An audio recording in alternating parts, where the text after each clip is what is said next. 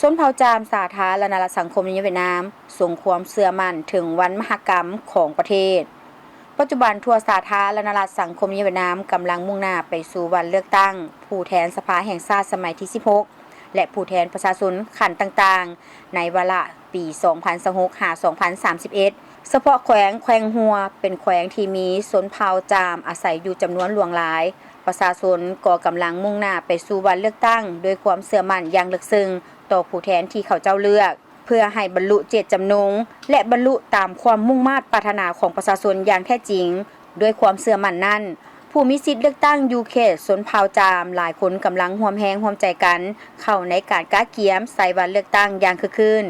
บรรดาเส้นทางเสื่อมต่อระหว่างหมู่บ้านอยู่ตาแสงเฟืองฮิวก็ได้รับการปูอย่างใหม่ทุกคนรู้สึกพึงพอใจและเห็นความแตกต่างอย่างชัดเจนเนื่องจากก่อนหน้านี้ถึงว่าเป็นเส้นทางลักแต่หน้าทางถูกเปเพนักในการพบปะกับผู้สมัครรับเลือกตั้งประชาชนก็ได้มีการเสนอให้ซ่อมแปลงถึงปัจจุบันความมุ่งมั่นปรารถนานั้นก็กลายเป็นความจริงแล้วท่านหาเนืองกงแขงประธานแนวโฮมบ้านฮิวดึกแขวงหัวกาวา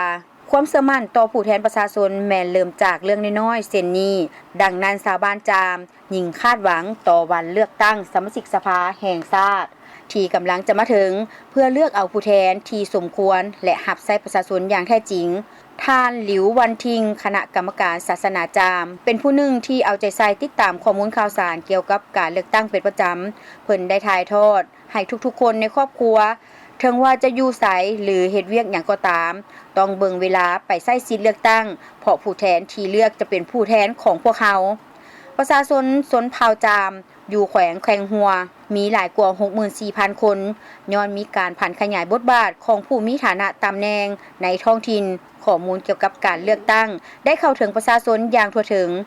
ท่านหวอมิงเติมรองประธานคณะประชาชนตาแสงหิวเฟือกของแขวงหัวได้กล่าวว่า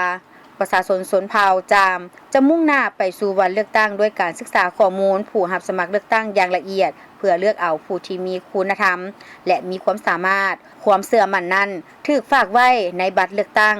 ด้วยความหวังในวาระใหม่ผู้แทนจะบ่เพียงแต่เป็นผู้สะท้อนเสียงของประชาชนเท่านั้นแต่ยังนำไปสู่มาตรการปฏิบัติได้อย่างแท้จริงเพื่อยกระดับชีวิตการเป็นอยู่ของประชาชนของชนเผ่าจามให้ดีขึ้นเติมอีก